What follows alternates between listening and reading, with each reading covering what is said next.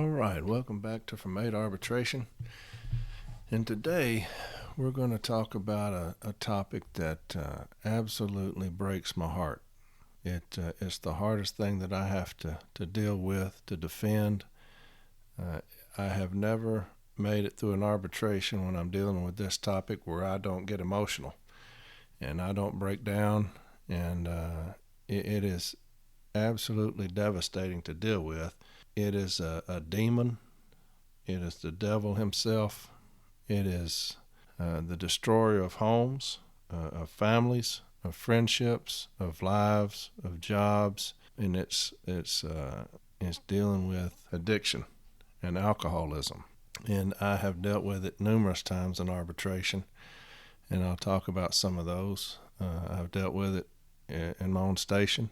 I have never drank, so I don't know personally what that's like, but I have dealt with it enough to know what it does to people and what it does to people's lives. And so it's a tough subject. It's a heartbreaking subject, but it's one that we better be well versed in how to defend our brothers and sisters when it comes up, and it will. The first thing we're going to do when a carrier gets called into the office by management or the postal inspectors, and they're confronted with a charge, they're confronted with an accusation, and we know that that carrier is dealing with addiction of some form, of alcoholism, drug addiction. The first thing we're going to do when we leave that meeting is we're going to tell that carrier to immediately contact EAP. That's what we're going to do. You're not going to do the first thing without telling that carrier, contact EAP right now. Before you get in your car, you contact EAP and you get help and you start getting counseling right now. That's the first thing we're going to do, okay? I don't care who it is. I don't care if you like this person, if you hate this person. You're going to help this brother or you're going to help this sister when it's their time of need. Because I'm going to tell you this, when it comes to that point, when it comes to the point that they're fixing to lose their job because of something foolish they've done because of their addiction, you are probably the only one that they have standing in their corner. You need to understand that. You are probably the only one that they have on their side. You're probably the only thing that they have going for them at the lowest point of their lives. And you remember that, and you act that way. I tell my carriers all the time that I love them. I do. I tell them all the time. If I'm doing a stand-up talk, I'll always end up telling them that I love them, because I do. They are my brothers and they're my sisters. And I'm going to do whatever I have to do to protect them under any circumstances. And this is the hardest one that you'll ever have to deal with, is addiction. And so I had an arbitration once. This gentleman was under the addiction of methamphetamine, and it was bad. And I'm going to read from arbitrator's decision here in a bit, but he came to the hearing high. He was sitting in his chair beside me, high as a kite. He was sweating profusely. I'll never forget that. Thinking, how in the world are we going to pull this man out of this here? And he's at the hearing high. And so he was caught lying over and over again. I mean, it was more than I could take. But what I pled was this. Here is a man that is acting like an addict. What do you expect? What do you expect an addict to act like when he's under the influence of whatever it is that he's addicted to? Well, however you expect him to act, that's how he's acting. So don't be surprised, don't be shocked that an addict is acting like an addict. I always talk about the rattlesnake. And the rattlesnake, if you have a rattlesnake as a pet, and you give him water, and you feed him mice or whatever you're going to feed a rattlesnake, and you take care of him, and you've taken care of this rattlesnake for years, and you make sure he's got the best little environment that this rattlesnake can have. And so one day you're like, you know what? I love this rattlesnake, and I'm gonna pet him because I've taken care of him, and I've nurtured him, and I've fed him and watered him and given him a great environment. And I know that he appreciates that. And he probably feels the same way about me that I do him. And so you're going to reach down there and pet that rattlesnake. You know what that rattlesnake's going to do? He's going to bite the hell out of you. And he'll probably kill you. And while you're sitting there, passing away, you're probably going to think, what happened? I love this rattlesnake. I've taken care of this rattlesnake. And he's killed me. Well, you know what the rattlesnake is doing? Acting like a rattlesnake. That's what they do. That's what it is. That's who it is. It's a rattlesnake. It doesn't care about you. Addiction is the same way. An addict only cares about one thing, his addiction, and what it is that's going to keep him addicted. So don't be upset. Don't be confused. Don't be alarmed. Don't be shocked when an addict is acting like an addict. And that's what I told this arbitrator. And I'll read his decision here in a minute. But Article 35, and this is dealing with alcoholism, addiction, anything. Article 35 is the first thing that we're going to argue when we're dealing with an addict of any kind. When we're dealing, and I don't care what this person has done, because there are some sites out there where you're amazed that the arbitrator has brought this carrier back. Throwing away mail, intoxicated while at work, having numerous accidents. Arbitrators will look at addiction as what it is. It's a debilitating disease. And this carrier is afflicted with it. And if they're trying to get themselves help, if they're doing everything that they can to help themselves, and they're showing remorse, that arbitrator is hard-pressed not to bring them back. And I'll show you some examples of that here in a minute. But Article 35, Employee Assistance Program. That's the first thing that you're going to argue when we're dealing with someone afflicted with an addiction. Okay? Article 35 is 35.1, Section 1, Programs. And this is what it states. The employer and the union express strong support for programs of self-help. That's the first sentence. I'm going to read that again because that's good. The employer and the union express strong support for programs of self-help. The employer shall provide and maintain a program which shall encompass the education, identification, referral, guidance, and follow-up of those employees afflicted by the disease of alcoholism and or drug abuse. So the contract is calling it a disease. I've had arbitrations before where management says that it's not a disease, it's a choice. I had one the other day. I'll talk about that in a second. Where the manager was saying, hey, this isn't a disease. This is his choice to go out and do this.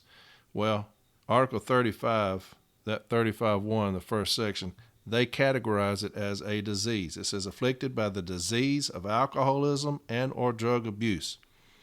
When an employee is referred to the EAP by the employer, the EAP staff will have a reasonable period of time to evaluate the employee's progress in the program. This program of labor management cooperation shall support the continuation of the EAP for alcohol, drug abuse, and other family and or personal problems at the current level.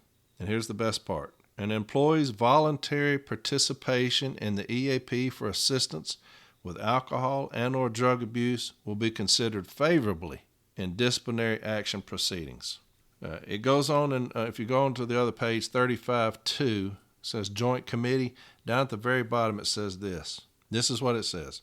The employer and the union agree that they will cooperate fully at all levels towards achieving the objectives of the EAP. This joint effort will continue for the term of the 2011 National Agreement. Obviously, this is the old agreement. But that language is money when we're helping out our brothers and sisters who are afflicted with the disease of alcoholism or drug abuse. And we have them. You may not know it. You may not know it in your station. You may not know someone that is afflicted with that disease or they're battling with that every day. They may not show signs of that. When they get home, that may be their time. And you're not just fighting for them. Always remember that. I talked in an earlier episode about you don't know what's going on in these people's homes. It may be all they can do to get up in the morning and come to work. It may be all they can do to go home to the situations that's waiting on them when they get home. You do not know. So you love your brother and sister and you protect them like they are your brothers and sisters. They may be working next to you and you never know that they have an addiction problem. You may never know it. They may never show signs of it until it's too late and something happens at work and you're confronted with that. You take care of them. You fight harder than you've ever fought for anything in your life. You fight for that brother and sister that's afflicted with that disease. In Defenses to Discipline, the book I was talking about the other day, it's a white book. It's an old one. It's a 1988 edition. It's Defenses to Discipline. It's a white book. It's got some red writing. On page 52, there's an entire section that's talking about grievant was impaired by drugs or alcohol, including claims that alcoholism was the cause of grievance misconduct. Okay, and here's a case. It's case number 01928. 01928, and I'm fixing to read a lot. And I always apologize for that because I hate reading. But I've got some sites that I want to read to you that are going to be situations that you're going to deal with that are relevant. And I'll show you the language. I'll read the language to you, and you're going to understand what I'm saying. But here's what it says, 01928. 01928. And this is arbitrator Seidman. It's Seidman. This is what he says. What then are the factors which would allow an arbitrator to mitigate the offense committed by the alcoholic which led to his removal from the Postal Service to order that he be reinstated by the Postal Service? The decided cases rely on several factors. First, that the act was done while the grievant was an alcoholic, and at the time the act was committed he was either drunk or under the influence of alcohol. Second, that the grievant's prior work record is either relatively clear of discipline action or that all or most of the prior disciplinary actions occurred as a result of the grievant's alcoholism. Third, that the grievant is successfully participating in PAR, and that participation has caused both his counselor and the officer in charge of the PAR program to indicate that he is likely to be a successful candidate for rehabilitation. And fourth, that the grievant has had a substantial length of service with the post office, generally for a period of at least 10 years, with the likelihood of reinstatement increasing the period of prior service is 20 years or more. So there again, we're talking about length of service. I talked about tenure earlier. There's another case of that. Here's what one arbitrator said about alcoholism.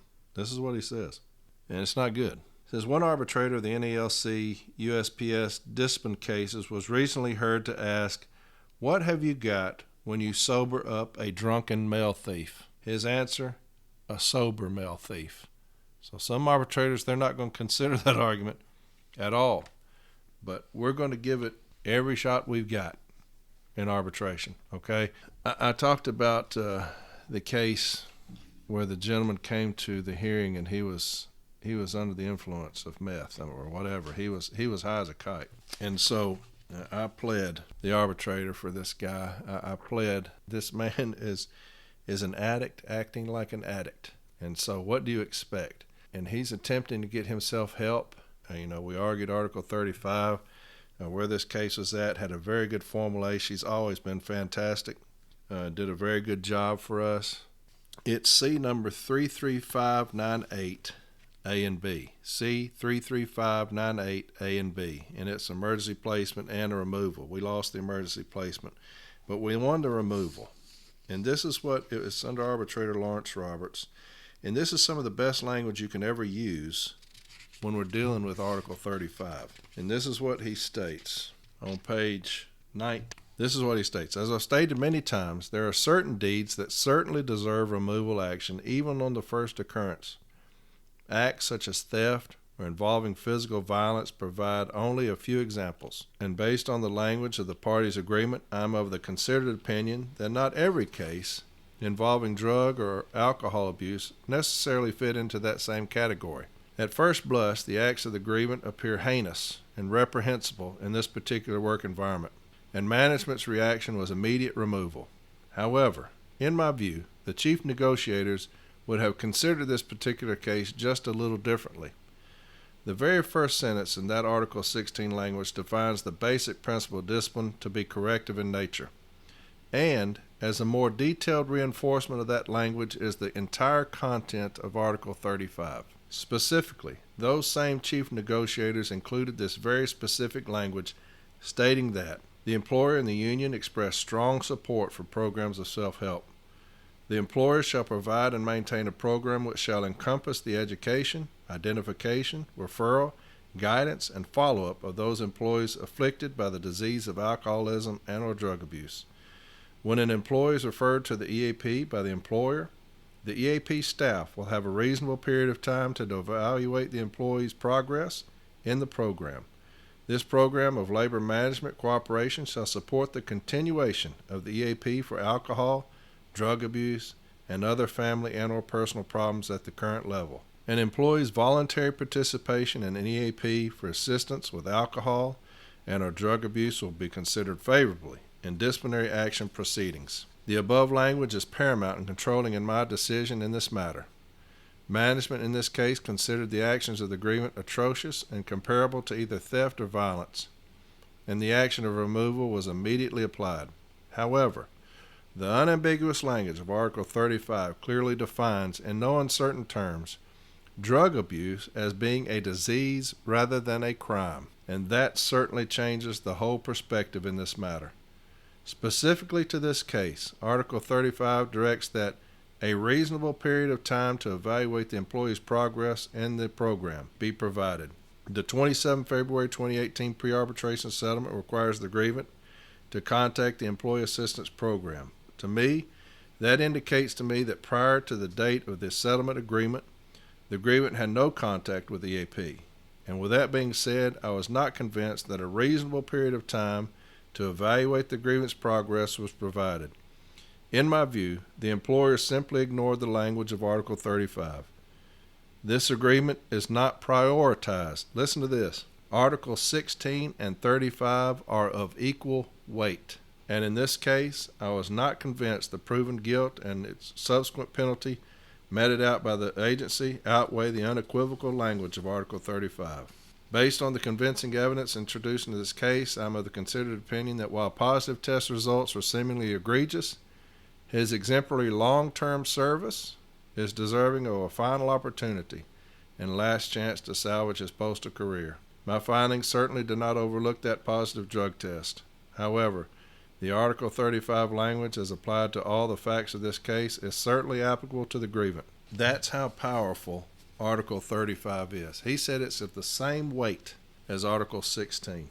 That's why the very first argument I'm making, if I've got a carrier in my station that has done something and the attributing factor is alcoholism or drug abuse, I'm telling them first thing, go to EAP. Go get help. If you want to salvage your career, if you want to continue working at the Postal Service, go get help. Immediately. That's what you do. Then we argue Article 35. You're going to get a very detailed statement from this carrier. And he's going to talk about, or she's going to talk about, the issues that she's been having with alcoholism, the issues he's been having with drug abuse, and what it's cost them as far as their job, their home, their kids, their family. And they're going to talk about it. And they're going to talk about the struggles they've had with this disease. In the investigative interview, that's exactly what's going to happen. And I'll tell you about another case I had in arbitration. But they're going to talk in depth about their disease in the investigative interview and how it's crippled their lives and how they are requesting help and they need help. And they want anybody and everybody to help them with this disease, to help fight this disease with them, okay? We've got to do that. We've got to do that. Educate your people. If this is what they're going through, that in the investigative interview, they are going to throw themselves on the sword and talk about their disease. They've got to. I had an arbitration a few months ago. This man was in trouble. He was in trouble. He was passed out at his station. He was high on meth and heroin. Management attempted to get him out of his vehicle. It was his personal vehicle. He had gone off the property in his personal vehicle while on duty and bought heroin and shot that heroin up at a gas station and came back and didn't get out of his car. He passed out. He was so passed out that they were banging on the car. Management was banging on the car, trying to get him to answer, trying to get him to wake up. He couldn't. The doors are locked. Sweating profusely. Manager even thought he was dead. They call the police, ambulance. They all come out there. They have to break the guy's window to get him out. That's how far gone he was. And they had to do chest rubs or sternum rubs to get this guy to come to. And he immediately told the police, I'm an addict. I need help. The OIG came, interviewed him. He said, I'm an addict. I need help. Management investigated him. In the investigative interview, he said, I'm an addict. I need help. He said that he immediately checked himself in the EP and other self-help programs. He wrote a statement. He said, I'm an addict. I need help. And we go to the hearing. Management does their opening statement, and I'll never forget it. They kind of mock him. They kind of mock the poor guy.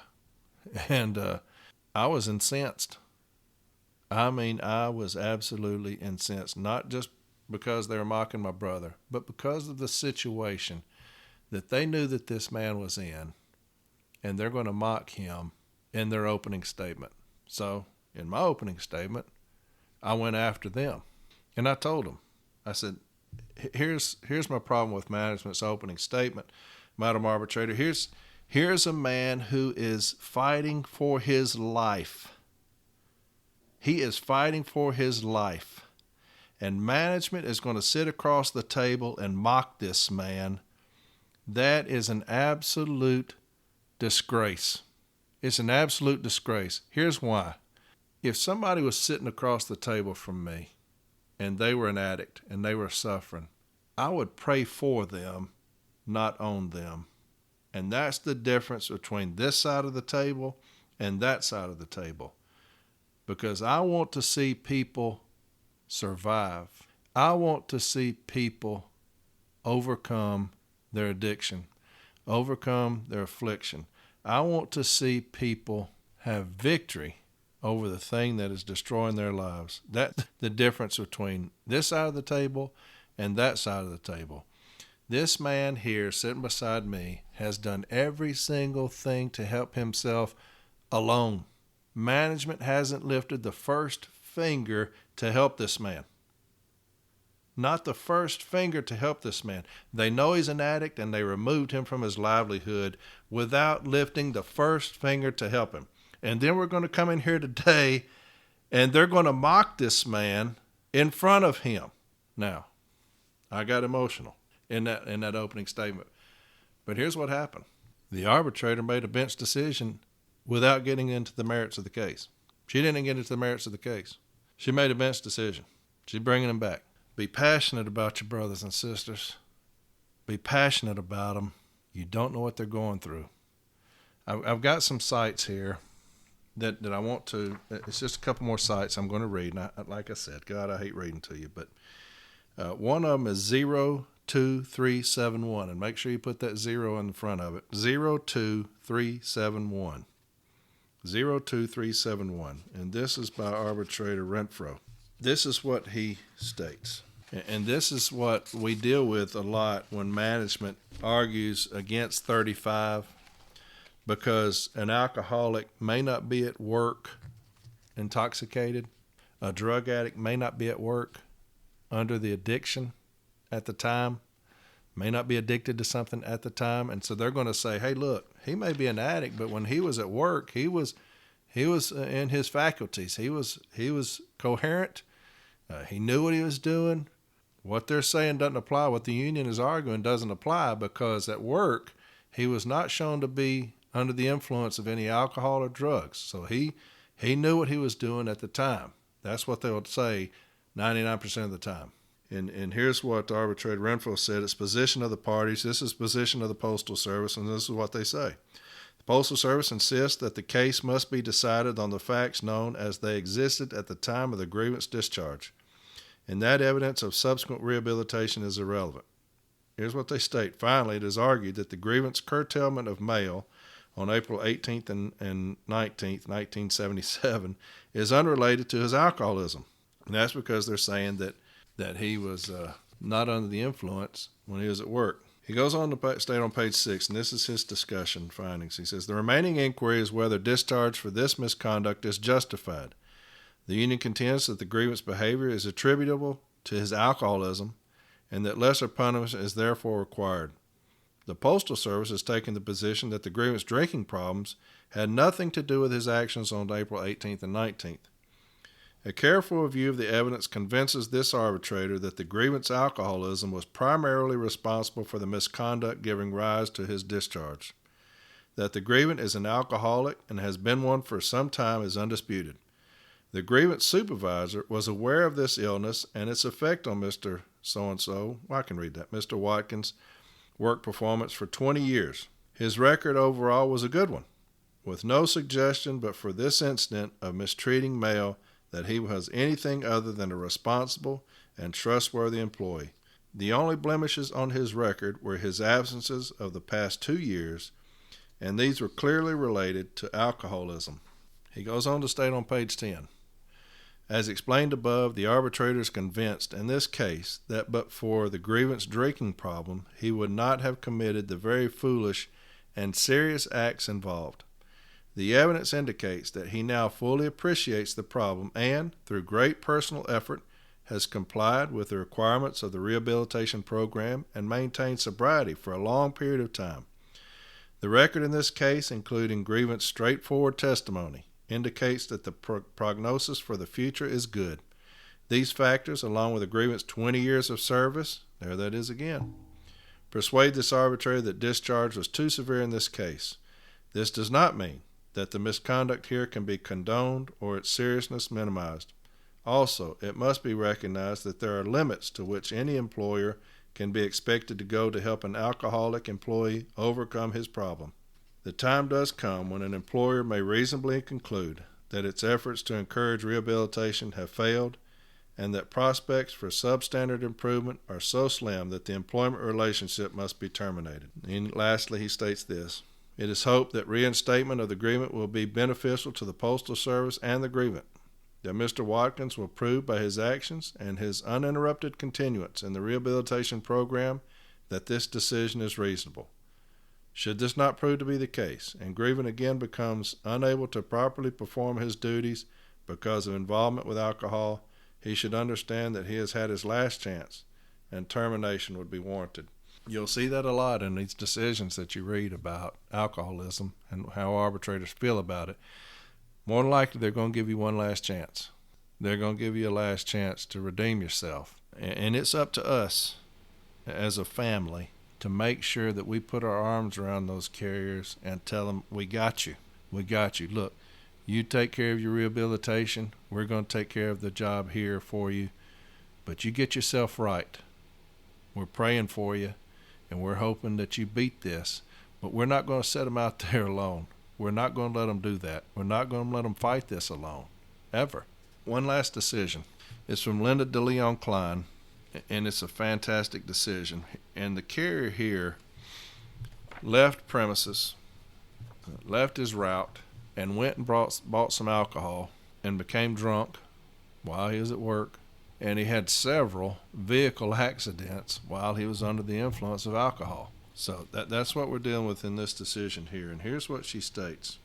And here's one of the things that management always argues when we're dealing about alcoholism, that they're scared to put this carrier back on the street because if they come in inebriated again, it may end up causing death, and which is understandable. But here's what she said. It's on page 20. She says, in the instant case, the grievant had to have been suffering with his alcoholism for a period of time. Otherwise, he would have been able to resist and control his great craving for brandy on September 24th. The fact that he gave in and violated the established rules shows that the disease of alcoholism controlled him. He engaged in misconduct by leaving the route to buy brandy and driving while intoxicated while under the control of the disease. I'm going to read that again. He engaged in misconduct by leaving the route to buy brandy and driving while intoxicated while under the control of the disease.